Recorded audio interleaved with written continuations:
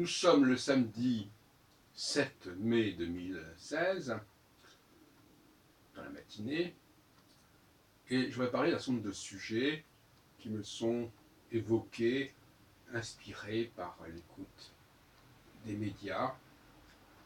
Parce que moi je suis très dans l'audio, je suis né dans une société de la radio et non pas de la télévision, puisque je n'ai pas eu la télévision, jusqu'à l'âge de 18 ans, quand j'étais chez mes parents. Et je la regardais éventuellement chez ma sœur aînée. Et donc j'aime beaucoup la radio. Et alors on a parlé par exemple du transhumanisme sur France Inter, je parlais cru que c'était Cassie, du cyborg.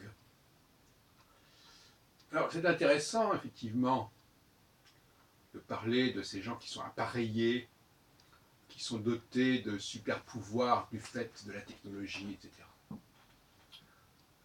Mais il y a une question qui n'a pas été posée et que moi je pose dans mes textes, dans mes vidéos, et également dans un ouvrage que je prépare, qui s'appelle Bréviaire pour ce siècle, à savoir que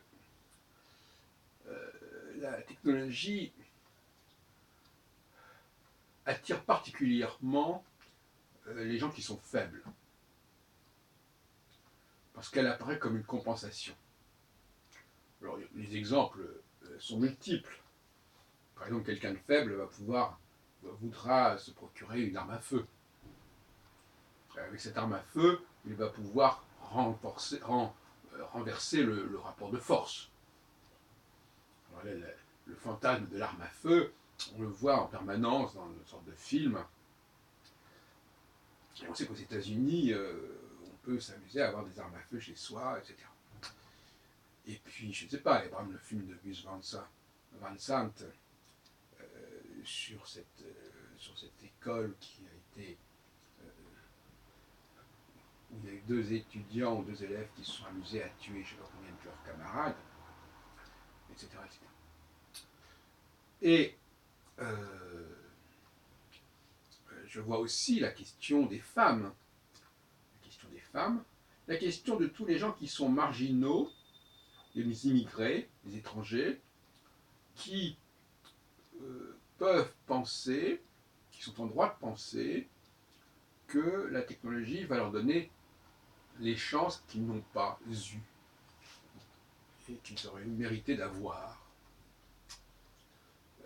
D'une part parce que la technologie c'est quelque chose qui se renouvelle, donc elle met tout le monde à égalité devant la nouveauté, et j'ai toujours dit que la nouveauté était un gage d'égalité, mais en même temps il y a des inégalités naturelles qui, elles, doivent être respectées.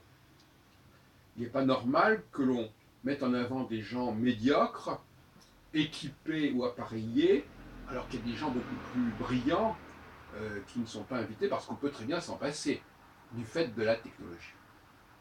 Donc la technologie, c'est une sorte de nivellement par le bas qui permet à des gens très moyens de faire l'affaire. Parce qu'ils vont être équipés, ils vont être appareillés, ils auront les connaissances qui leur sont fournies, et donc eux-mêmes, finalement, ils sont complètement vides, à la limite. Ils sont complètement vides, ils ne savent rien, ils ne comprennent rien, mais la technologie leur donne un contenu, leur donne une contenance, je dirais, tout simplement. Bon, donc, effectivement, ça c'est un point aveugle de ce genre de discussion. Le transhumanisme, il est évidemment très tentant pour les femmes, puisque les femmes n'ont pas réussi au XXe siècle d'obtenir une reconnaissance de leur génie, une égalité au plus haut niveau, eh bien, on va baisser le niveau, ou plus exactement, on va baisser le niveau de recrutement, et on va compléter par un appareillage transhumaniste, c'est-à-dire, finalement, c'est ce qu'on apporte à la personne qui va compter, et non pas ce qu'est la personne en elle-même. Vous dotez quelqu'un complètement nul d'un texte à lire et qu'il soit un texte très brillant, eh bien voilà, il va le lire très brillamment. Et en plus, s'il a une voix agréable, ou s'il a un visage charmant, ça sera un plus. Donc on va dire, ben voilà, le texte il est ce qu'il est, de toute façon tout le monde peut l'avoir, mais en plus cette personne-là, elle apporte une valeur ajoutée. Voilà le genre de délire et de dérive que l'on peut entendre et surtout qu'on peut anticiper. Euh, alors, un autre aspect qui me paraît intéressant aussi, mais ça n'a rien à voir avec cela en apparence, c'est la notion d'inhumain. Alors, c'était un numéro, enfin, une étude consacrée à la Shoah, à la visite des camps d'extermination, des camps de concentration. Bien que le mot concentration lui-même n'ait pas de signification particulière, mais il est devenu synonyme de camp d'extermination. Concentration, en lui-même, le mot concentration était totalement neutre. Donc, on nous dit, voilà, on nous fait visiter les WC. Donc voilà, regardez ces WC, ce que les Anglais appelaient le cloaque, le cloakroom. On voit des bancs. Moi, je regarde. Moi, j'ai pas vu, j'ai pas été voir, hein, mais je lis les articles. On voit des bancs troués. J'ai des grands bancs avec des tas de trous. Et on sait très bien que ça servait pour que les gens fassent leurs besoins. Il y avait même un contrôleur, un Scheissmeister, qui s'assurait du roulement de tous ces gens qui devaient passer pour se soulager. On nous dit c'est inhumain. Oui, c'est inhumain. Mais en même temps, il s'agit de quelque chose de parfaitement naturel que de faire ses besoins. Donc ça montre bien que ce qui est humain, ce n'est pas forcément ce qui est naturel. Il y a tout un débat à ce sujet, n'est-ce pas? Est-ce que la nature fait référence? Eh bien, nous avons un exemple, au contraire, que c'est en allant contre la nature, en protestant contre la nature, en occultant la nature, en la régulant, en la jugulant, qu'on deviendrait humain. Et en revanche, en revenant à la nature, un état de nature, un état animal, comme on dit, qu'on cesserait d'être humain. Alors, c'est intéressant, mais il faudra en tirer toutes les conclusions. Savoir que tous les arguments qui se fonderaient sur la nature ne font pas sens. L'humanité est évidemment née de la nature, mais elle s'est aussi construite contre la nature. Ou du moins, elle est construite dans une sorte de filtrage de la nature, une façon de sublimation de la nature qui n'a rien à voir avec un respect aveugle de la nature. Alors, ces deux pôles que je viens de développer, le transhumanisme d'un côté, qui est un dépassement de la nature humaine, et la façon dont on dit que finalement ce qui est inhumain, c'est ce qui en réalité va contre la nature, en effet, le transhumanisme aussi va contre la nature. Donc on pourrait dire, bah oui, alors le transhumanisme c'est très bien puisque vous dites qu'il faut aller contre la nature.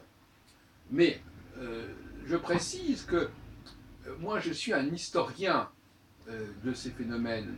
C'est-à-dire que une chose est de décrire des phénomènes qui se sont mis en place de très très longue date et dont nous sommes les héritiers, dont nous sommes les avatars en quelque sorte. Et une autre chose est de réfléchir sur la modernité actuelle. Et pour moi, l'humanité, elle a un capital, elle a un héritage de tout ce qui s'est mis en place sur des millénaires et des millénaires. Et cela, ça s'est mis en place effectivement contre la nature, mais je ne suis pas d'accord pour un transhumanisme qui remettrait en question non seulement cette nature originelle de départ, mais aussi la nature humaine.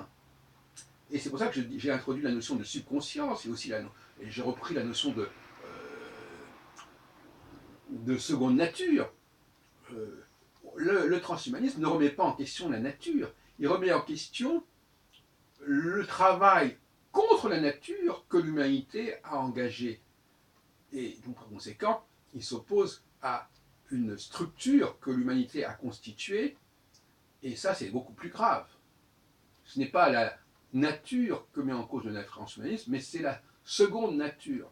C'est-à-dire la valeur ajoutée que l'humanité a apportée à cette nature première, et dont tant de gens veulent remettre en question les acquisitions, à commencer par les femmes qui disent il est injuste que la civilisation humaine ait mis les femmes dans telle et telle position, donc on va remettre en question cet acquis de nos sociétés, et grâce au transhumanisme, on va y parvenir, par exemple.